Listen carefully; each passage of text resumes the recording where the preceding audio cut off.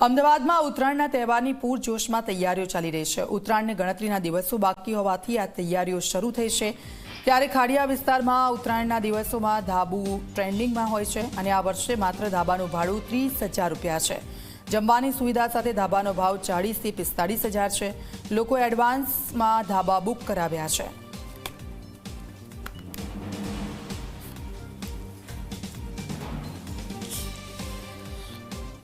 અમદાવાદની Uttarayan world famous છે અને એમાં પણ જ્યારે અમદાવાદના ઉત્તરાયણની વાત આવે ત્યારે પોળ વિસ્તારની ઉત્તરાયણનું એક અલગ જ મહત્વ છે।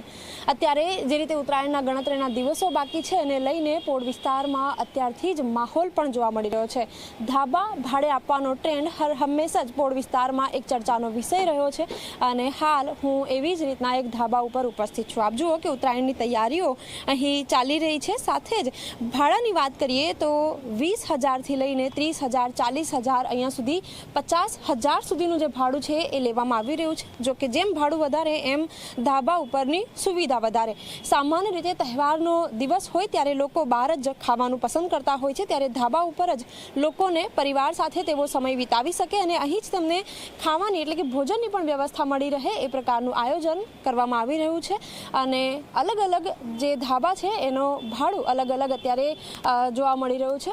વિસ્તારના જે કાઉન્સિલર છે એવો આપણી સાથે ઉપસ્થિત છે, એમની સાથે વાતચીત કરીશું। એમને પૂછીશું કે કયા પ્રકારનો ટ્રેન્ડ આ વખતે ખાડિયા વિસ્તારમાં જોવા મળી રહ્યો છે। અચ્છા, આપ જણાવો, ખૂબ તૈયારીઓ ચાલી રહી છે, કેટલાથી કેટલા સુધીનું ભાડું અને જે વેરિએશન છે ક્યાં જોવા મળે છે? અત્યારે અહીંયા ખાડિયા વિસ્તારમાં જે ગયા વર્ષે 15,000 થી 20,000નું ભાડું હતું, અત્યારે 25,000 થી 50,000 60,000 70,000 એવા ભાડા થઈ ગયા છે।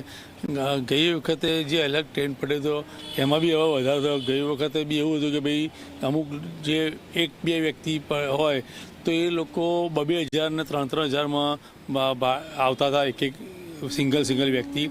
હવે એ ભાવ 5,000 થઈ ગયો।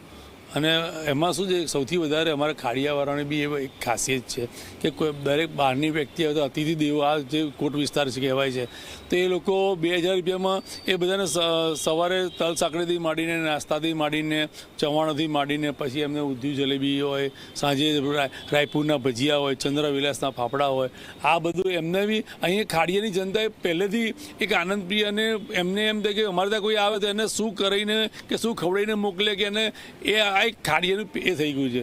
બીજી વસ્તુ કે હવે ખાડિયામાં જે પહેલાં ઉત્તરાયણ એટલે મકર સંક્રાંતિ કહેવાય, એનાથી આગળ હું એવું કહેવા માગું છું કે મકર સંક્રાંતિ અને ઉત્તરાયણ એટલે ખાડિયા કહેવાય છે। સમગ્ર અમદાવાદમાં એ કોઈ બી માણસ ગમે ત્યાં હશે તો એને ઉત્તરાયણ આવે એટલે એને ખાડિયા યાદ આવે। તો ખાડિયા એટલે ઉત્તરાયણ તો ભાઈ ખાડિયાની ને કોટ વિસ્તારની। બીજી વસ્તુ, હવે ખાડિયામાં અમારે પતંગ બજાર બી એટલું મોટું થઈ ગયું છે કે ભાઈ અહીંયા પતંગ બજાર લોકો પતંગ ખરીદવા હોય તો બી ખાડિયામાં આવે જ છે કે પતંગ ખરીદવા ખાડિયામાં જઈએ।